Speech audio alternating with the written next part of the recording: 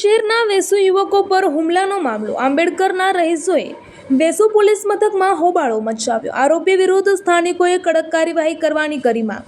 એક આરોપીને છોડી દેવાયો હોવાનો પોલીસ પર કર્યો આરોપ. મોટી સંખ્યામાં લોકોએ પોલીસ મથક પર હોબાળો મચાવ્યો. પોલીસે લોકોને સમજાવવાનો કર્યો પ્રયાસ. વેસુ પોલીસે 5 આરોપીઓની ધરપકડ કરી હતી. સુલતાન નામનો વ્યક્તિ વેસુ આંબેડકર નગરમાં કામ અર્થે આવ્યો હતો. 6 જેટલા અસામાજિક તત્વોએ ઘાતક હથિયારો લઈને સુલતાનને મારવા પહોંચ્યા હતા. વેસુ આંબેડકર નગરમાં સુલતાન ન મળી આવ્યો હતો. અસામાજિક તત્વોએ ક્રિકેટ રમી રહેલા યુવકો પર હુમલો કર્યો હતો. એક યુવકના છાતી અને પગના ભાગે ગંભીર ઘા ચીંધી દીધા હતા. હુમલાખોરો દ્વારા 7 લોકો પર ચપ્પુ વડે હુમલો કરવામાં આવ્યો હતો. 3 યુવકોને ગંભીર ઇજાઓ પહોંચી હતી. એક યુવાનને તો ચપ્પુ હાથની આંગળીમાં ફસાઈ ગયો હતો.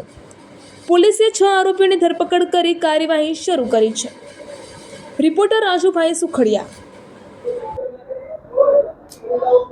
જી, વેસુ પોલીસ સ્ટેશન વિસ્તારની અંદર 28/4/2026 રોજ રાત્રિના આશરે 12 વાગ્યાના અરસાની અંદર આંબેડકર નગર એસએમસી આવાસની અંદર કેટલાક અસામાજિક તત્વો પ્રાણઘાતક હથિયાર સાથે એકસમ થઈ અને તેઓ કોઈ એક વ્યક્તિને કોઈ કારણસર શોધતા હતા. એ બાબતે આવાસના લોકો સાથે વાદ વિવાદ થતા અને બોલાચાલી થતાં આ જે આરોપીઓ છે એ અચાનક ઉશ્કેરાઈ જઈ પોતાની પાસે રહેલ ચપ્પુ અને કુહાડી વડે એ લોકો સાથે હુમલો કરવામાં આવ્યો હતો. અને આ દરમિયાન જે ભોગ બનનાર જે ઇસમ છે એને ગંભીર ઇજાઓ થઈ હતી અને અન્ય જે વ્યક્તિઓ હતા એ લોકોને તીક્ષ્ણ હથિયારથી સામાન્ય ઇજાઓ થઈ હતી.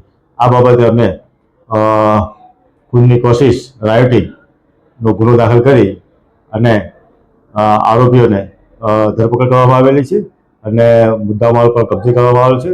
હાલમાં એ લોકોને અટકાયત કરી અને નામદાર કોર્ટમાં પેશ કરી રિમાન્ડની માંગણી કરનાર છીએ. સર, કેટલા આરોપી હતા અને શું નામ છે?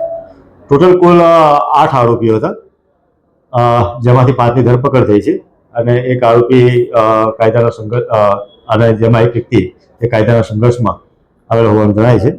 એમાં જે મુખ્ય આરોપી છે પંકજ કરીને છે, બીજું છે એ બાબુ વંશ કરીને છે અને બીજો છે પ્રથમ તરુણ, મયુર, તુષાર અને રાકેત મોહિતે. સર, આ મામલો કેવી આખો વિવાદ મામલો?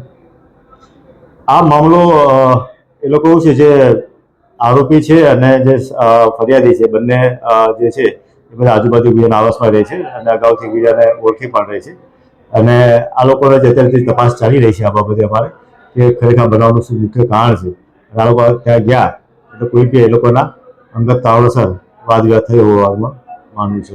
રહીશો આપણે અહીંયા આવ્યા છે, એ લોકોનું એવું કહેવું છે એક આરોપીની ધરપકડ નથી કરી, તો આપણું શું કહેવું?